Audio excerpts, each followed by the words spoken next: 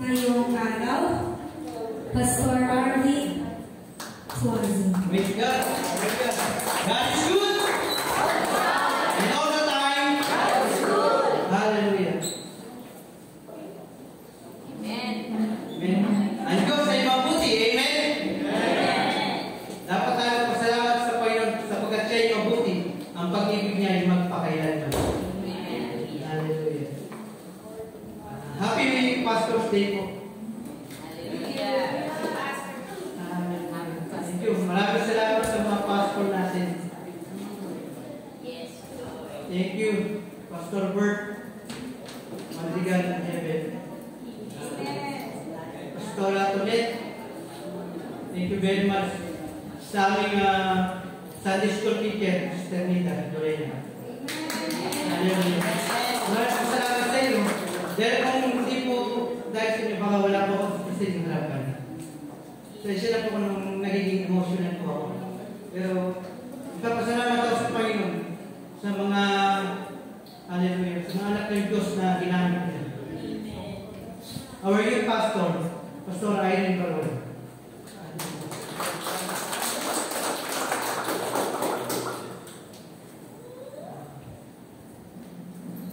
Shoutout po sa mga members po natin sa Sambayan Cristo Christian Church sa Samar, kay Pastor Levi, at sa kanyang mga members sa SNK Pampanga, kay Pastor Alex Lim, ngayon ay may sakit, ipanalangin po natin siya. At sa ating mga kapatiran sa iba't ibang bansa, maraming salamat sa inyo at pagpalain po kayo ng ating Panginoon. At sa ating mga pastor po dito, sa panguna ating head pastor, Pastor Rani Pag-Ibaran. Thank you so much po. Hallelujah. To God be all the glory. Hallelujah. Kaya mo po yung manalangin. Ang Diyos naman namin makapangyarihan sa lahat, Panginoon. Maraming salamat po, Panginoon. Sa iyong kabutihan, Panginoon. Hallelujah. Sa wasto, Panginoon, ka po siyang manguna sa mensahe mo, Panginoon. Patubayin po ako, Panginoon, yung iba ng Espiritu, because anointing power, Panginoon. Hallelujah. Palahin ko ang makikinig, Panginoon. Hallelujah. Nawa, Panginoon, ang yung salito ay tumimo sa aming mga puso, Panginoon. Maraming salamat po, Panginoon. Sa ilang, Panginoon, na mataas ng papuri at pagsamba sa tayong pangalan ni Jesus. Amen. God is good. All the time. And all the time. God is good. Amen. Bigyan natin ng maraming sa palapang ating Panginoon. Dahil sa ngayon ay Pastor's Day, magbibigay lang ako ng konting fresh lang. Q&A. Okay. Para sa mga pastor. Para sa lahat.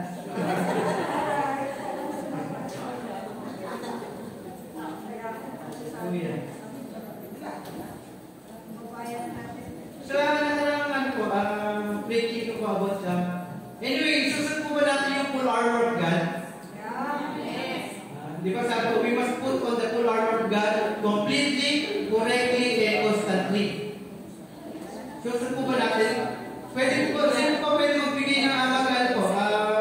Tawag dito, mag-recite ng anim na full armor of God. May 200 pesos. Wow.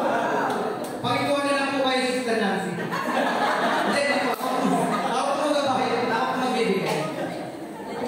Sino po pwede mag-recite yung 6 full armor of God? Anim lang yun, no? Bigo, dahil mo 200. Ang ano nila, pang-maksuli yan.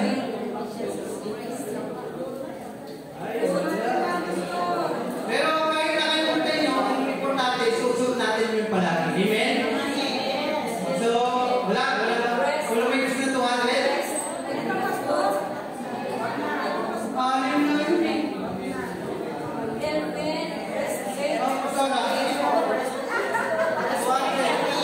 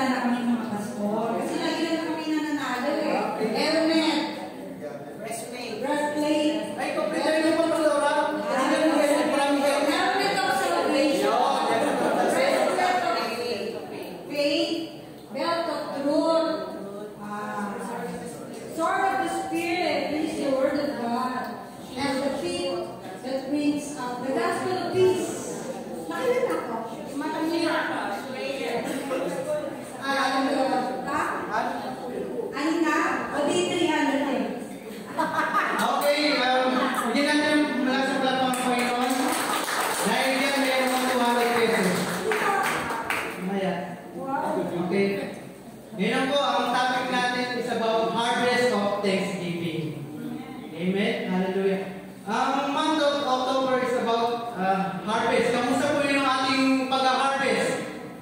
Amen. First Sunday, harvest of obedience. Amen. Harvest of workers. Harvest of obedience na inanin natin kay Pastora ni Pag-ibara. Second Sunday, harvest of workers na inanin natin kay Pastor Dante Peralta. Last Sunday naman po, harvest of souls na inanin natin kay Pastora Becca.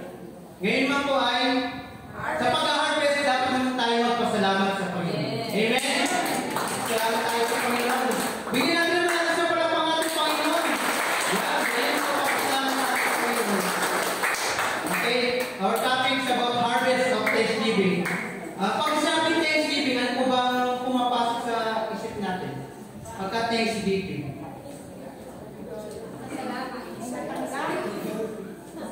Si Pastor Rebecca sabi, nagtanggap. Yan ang, di ba? Pagka Thanksgiving, di ba? Bibigay. May tumatanggap. May nagbibigay, may tumatanggap. Kay Pastor Rebecca, tumanggap. Thanksgiving is an act of gratitude. Amen? It's an act of giving thanks, especially to God. Marami dapat tayo pagpasalamat sa Panginoon. Amen? Pasalamat tayo sa Panginoon, nandito tayo. Wala tayo sa hospital. Salamat tayo sa Panginoon, mayroon tayong trabaho. Hallelujah. Next, our text ay matatagpuan sa Exodus chapter 34 verse 22.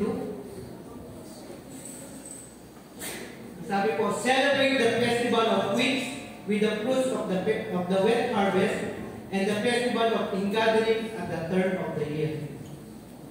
Sa Tagalog, ipagdiwang ninyo ang pista ng pag-ani kung mag-aani kayo ng mga unang ani ng trigo at ipagdiwang din ninyo ang pista ng katapusan ng pag-ani ng katapusan ng taon. Sabihin, meron po dalawang festival sa panahon po ng mga Israelites. Sa Exodus chapter 34 verse 22, ito ang ating text.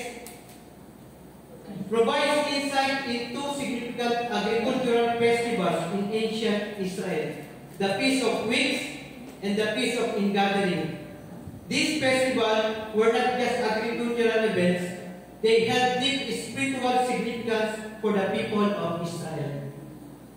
God instructed the Israelites to celebrate the occasion as a way to remember His faithfulness and provision. It emphasizes the importance of acknowledging God as the source of our blessing, celebrating the harvest, and reflecting on His goodness in our lives. Amen. Bali, during ancient, sa panahon ng Israel, meron dalawang festival. Ito nga po yung Festival of Weeks at saka Festival of Ingathering. Dito, pinakomemorate, inaalala nila ang katapatan at ang biyaya na pinagkakaloob ng Diyos sa kanila. Festival of Weeks, it celebrates the wet harvest, which was a vital crop for the Israelite people. In addition to being about agriculture, it was also a time of gratitude to God. At the heart of the festival is an acknowledgement of God's provision. It's a reminder that our relationship with God is not just about receiving blessings, but also as an act of faith and gratitude towards God, remembering His goodness and faithfulness to the Israelites. Bigyan natin ng lakas sa pangpangalan ng Panginoon. Amen. Hallelujah. Yan po yung festival weeks. Yan po, makikita niyo po sa slide. Yung Festival of Ingathering naman po, it was to be celebrated in the 7th month at the end of the year to commemorate the final harvest of God's provision during the Israelites. 40 years in the wilderness. Key aspect included a week-long celebration of joyful feasting, resting on the first and 8 days, and building temporary booths to remember God's provision.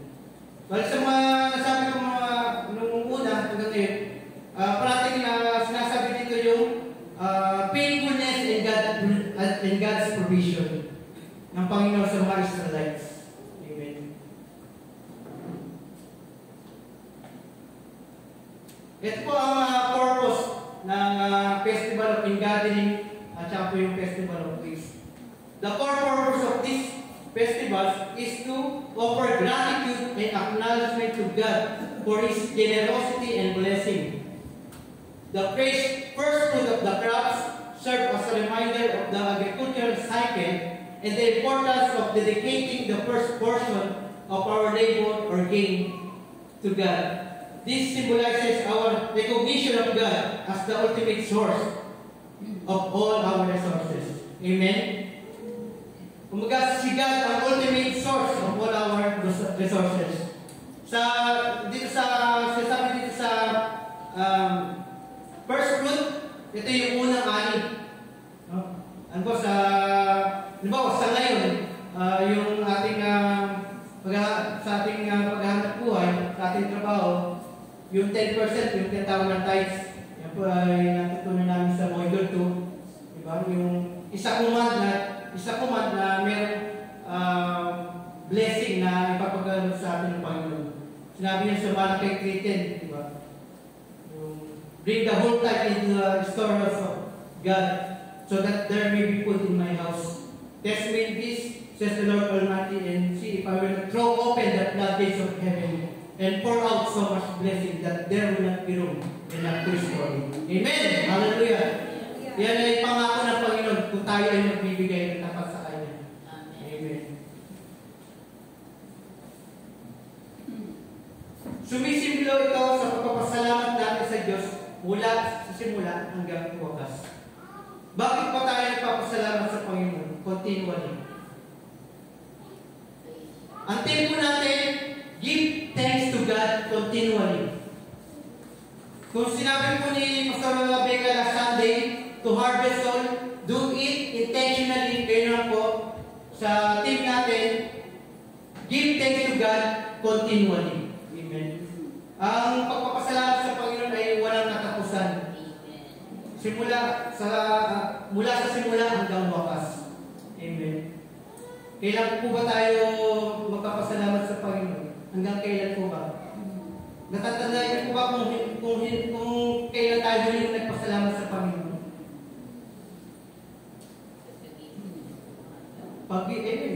Sabi ni Pastor Alema, pag-gising sa umaga, ay isang malaking pagpapalang sa Panginoon. Amen. Every gising is a blessing. Sabi niya. Hallelujah. Asawa ko, nagpapasalamat. Dahil nagkaroon siya ng asawa na mabait at walang bisyo. Yes. Dapat, convince ka ba doon? Kung convince ka, mamaya, iti-treat kita mamaya. Di ba, magkaroon tayo ng mabait at may magandang relasyon sa Panginoon, walang bisyo, malaking pagpapasalamat natin yun. Amen? Hallelujah. Pastor Jerry. Hallelujah.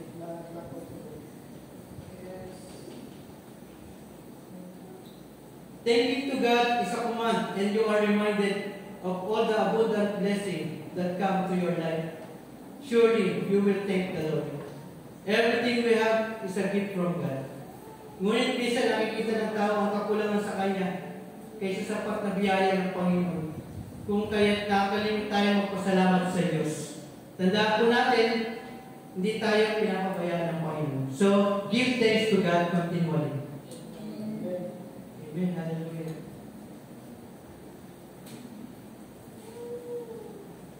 Thank you, Brother Romel. Kasi minsan pagka kami yan, kaya kami kakamusta kami. Hallelujah. Ayan ha. ang team natin, give thanks to God continually. Ang text po natin ay matatagpuan sa Exodus chapter 34, verse 22. Okay. Meron lang po akong 4 na points na ibibigay ko sa inyo ngayon. Then, ayaw kong pahabain yung message dahil nga po Pastor's Day yun. Kaya nakakuha ko ako ng dahil. Para maiksi ko yung message ngayon.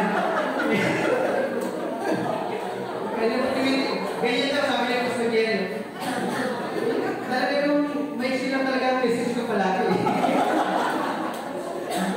Lalo i-iksi pa. Okay, number 1, letter A.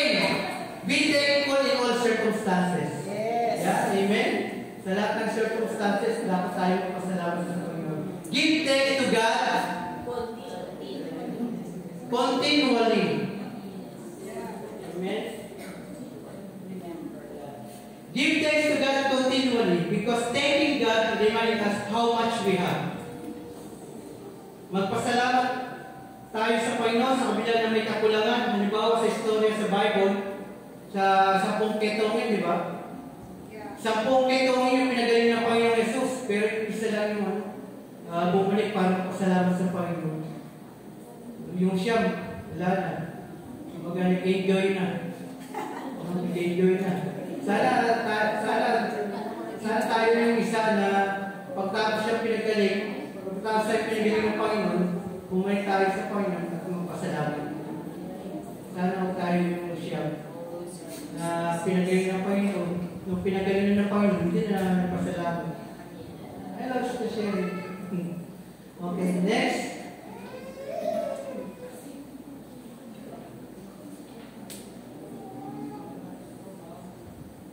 Marami dapat tayong ipagpasalamat sa Panginoon. Gaya ng nasabi ko kanina. Marami talaga.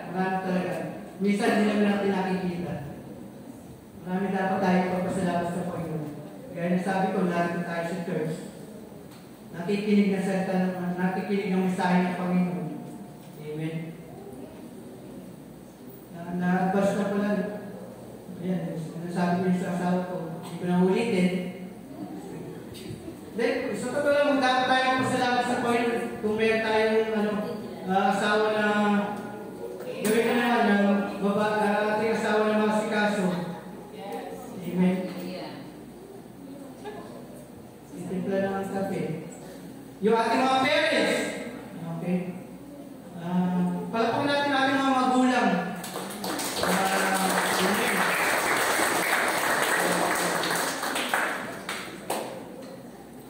Ating mga pastors, yung pagpapasalamatan ko kanina, pasalamatan natin ating mga pastor, pangunan ni Pastor Rene Pag-Ibarra,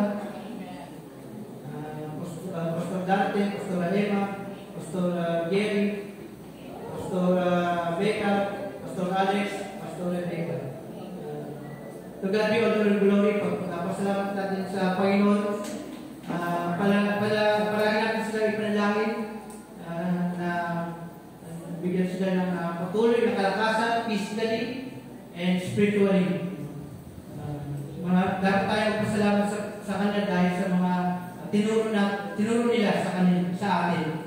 Diba, sabi nga sa Proverbs, train up a child in the way he should go, and when he is old, he will not depart from it. Kaya maraming salamat sa mga pastor na ano man po yung tunan namin sa inyo ay hanggang sa wakas, yun yung mananatili sa aming puso. We salute you all, pastors. Bigyan natin ng malakas sa palakpakan mga pastors. Be thankful in all circumstances. So, give thanks to God continually. Yung number point A natin, be thankful in all circumstances. B, speak positive on the negative situation. Dapat parati tayong positive. Pagka naka-experience tayo ng kalungkutan, mga insecurities, lalo na yung stress sa trabaho, lapitan natin yung mga tao na makapag-uplift sa atin. Huwag tayo lumapit sa mga tao na pagka nilapitan natin, madadagdagan pa yung problema natin. Amen? Lapit tayo sa mga pastor natin. Pagka may kailangan kayo financially, lapitan niyo si Pastor Jerry. Hello, Pastor.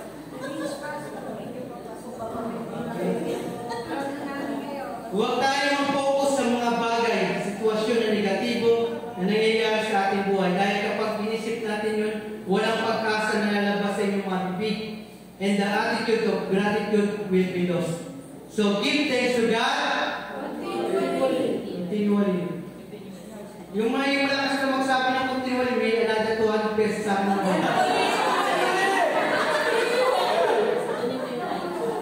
kailangan ko talaga may 200. Pwede ko na. Okay, speak positive on the negative situation. In psychology, may tinatawag daw na self-fulfilling prophecy. Kung ano yung parating mong sinasabi, yun daw ang mangyayari. Amen? Kaya pagka sinabi mo may pera ako, may pera ako. Amen? Napapala ko kasi. Pasaray mo. Pagka sinabi mo maganda ako, maganda ako. Kahit bakit. Diba? Pagka sinabi mo guwapo ako, mayaman ako, mayaman ang Diyos ko eh. Amen? Yeah. Speak positive on the negative situation. Parati natin palagi isipin yung positive. Sabi nga, move forward, not backward. Yan. So, kamusta na po tayo ngayon? Okay naman? Nakakaranas po ba tayo ng kalungkutan, pag-alala, mawala ng trabaho, takot, insecurities, at ang ipinapanalangin yung matagal, hindi pa sinasagot? Meron po ba dito sa mga nabanggit ko? Yes. Nasabi po dito, manalangin tayo sa Diyos ng may pasasalamat. Ipanalangin natin palagi. Give thanks to God continually.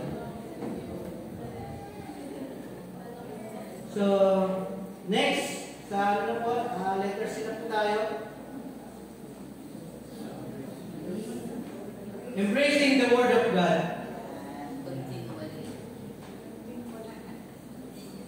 Embracing the Word of God continually. Salamat, dinagdagan ni Pastor ng lilig pa. Kanina, yung give thanks to God in all circumstances continually. Okay. Yung pangalawa naman, speak positive of the negative situation continually. Thank you, Pastor. Yung pangalan naman po, embracing the Word of God continually. Tuloy-tuloy lang, amen? Kung minsan, tayong pagod, pahinga muna tayo. Pagka nakapagpahinga na tayo, magkaroon pa rin tayo. Continually ulit.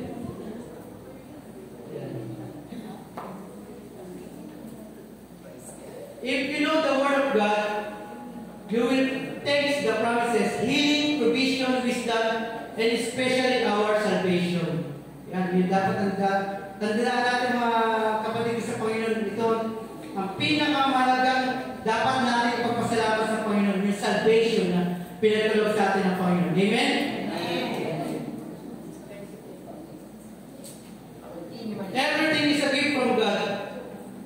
Iyan pa ba ang hindi natin ipagpapasalamat? Kung may kulang man sa iyo ngayon, pera, karangalan, estado sa buhay, trabaho, pag-aaral, napakaraming dapat natin ipagpasalamat sa Panginoon.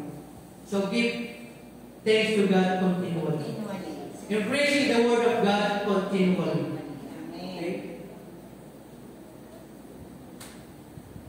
Ang pinakamalaking pagpapasalamat natin sa Diyos ay magkaroon tayo ng kaligtasan dahil sa biyaya ng Diyos. Thank God for giving His Son, Jesus Christ, to have eternal life. Kahit ang Panginoon Jesus ay nagpasalamat. Alam niyo po ba yun? Kahit ang ating Panginoon ay nagpasalamat. Amen. Nung binuhay niyo si Lazaro, diba, sabi ng Panginoon Jesus, Ama, Nagpapasalamat ako sa iyo sapagkat dininig mo ako. Diba? Kaya kahit ang Panginoong Jesus ay nagpapasalamat. Lalo tayo magpasalamat sa Panginoon.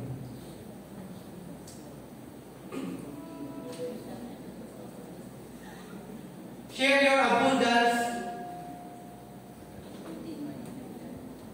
Wala na sumagot na. Share your abundance continually. Amen. Thank you. Because this is the love coming from God, it reminds us how much we have. We are told to remember that everything we have is a gift from God. And acknowledging these true acts of thanksgiving strengthens our relationship with Him. Embracing gratitude not only nurtures our spiritual growth but also influences our relationship with others, prompting us to be generous and caring just as God is toward us. Amen. Yan. Embracing, share your abundance. Hallelujah. Continually. Sabi po dito, tumulong tayo sa nangangailangan upang dumaloy ang pagpapala ng Diyos upang sila man din ay magpasalamat sa Diyos. Lagi po natin isipin kung ano ang ating may bibigay kaysa ating matatanggap. Yun po ang parati natin tatandaan. Yung isipin natin yung magbigay tayo kaysa yung tumanggap. Amen. Hallelujah. So, give thanks to God continually. Subukan niyo po na magbigay. Ano ba, magbigay po kayo ng bigas? Hindi po kayo mawawalan ng bigas. Amen. Magbigay po kayo sa mga nangangailangan, sa mga relatives natin. Magbigay po kayo ng bigas. Hindi po kayo mawawalan ng bigas. Yung kagaya po yung sabi ko kanina, give tithes. Yan po, promise po ni Lord yun na may command yun na may promise yun about sa tithes na bibigay. At yun, sikapin po natin na tumulong tayo sa Panginoon na meron tayong bukas palad na tumulong sa kapwa. Kasi pagka bukas yung palad natin tumulong sa kapwa, may may blessing po na papasok. Kasi open hands. Pero pag sarado po yan, wala po papasok na pagpapalad. Kaya dapat parating open hands. Kasi yung pagka yung palad natin ay bukas, si Lord ang ating source of blessing, papagalob sa atin, tapos ibibigay naman po natin sa ating kapwa. Diba? Ang pagkalibigay naman pagka tayo naman po ay nagbigay, matututuloy sila magpasalamat sa Panginoon. Amen. Kumbaga, po yung cycle po yun. Kaya, tayo po yung tumulong sa ating kapwa na nangangailangan. Share your abundance. Continually. Yun. Dati, kuha ko ulit sa okay, kala ko tutulog ka din. Amen. Amen. Hallelujah. Yan, yung 4 points po nila, tanda po natin palagi. Be thankful in all circumstances, continually. Speak positive on the negative situation, continually. Embracing the Word of God, continually. And the last, share your abundance continually. Hallelujah. Amen. Bigyan natin yung lakas ng ating Panginoon. Amen. Kamusta po? Ramdam nyo na po ba? Happy Master's Day po. Hindi natin ang lakas ng palakpakan mga pastor. Ang gagawin mo sa Lord. Maraming salamat sa inyo. Salamat. Sa conclusion naman po, dadako na po tayo sa conclusion. Sabi po dyan, ay sorry, beto pa lang. Yan, yung benefits of Thanksgiving. Salamat sa aking anak kay Bob, siya nag-prepare ng slide na yan. Salamat sa Lord. Ngayon na ako nakakawag yung slide. Yan, ito po yung mga beneficio ng Thanksgiving yan. Thankfulness helps keep our hearts in the right relationship with God. Amen. Yan, remind how much we have. And last, it declares blessing to us. Yan po yung mga Thanksgiving. So sa conclusion na po, yan po. Sabi po dyan, magpasalamat kayo sa Panginoon sapagkat siya'y mabuti, ang pag-ibig niya'y magpakailanman. Magpasalamat tayo sa Diyos sapagkat ito ang kalooban ng Diyos para sa ating pakipag-isa kay Kristo Jesus. Amen. Kaya, give thanks to God continually. Pagpalain po tayo ng ating Panginoon. Hallelujah. Nasa po tayo tumayo. Tayo muna po ay umawit ng pasasalamat sa Panginoon. Hallelujah. Tinatawagan po ang worship team. Awitin po natin yung pasasalamat.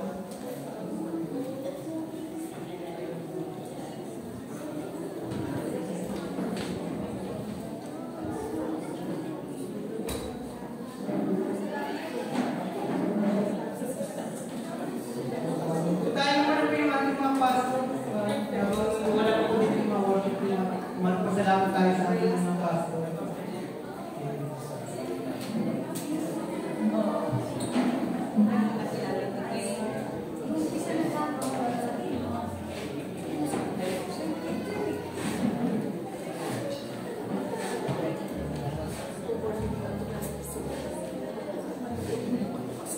Awitin natin ng pasasalamat.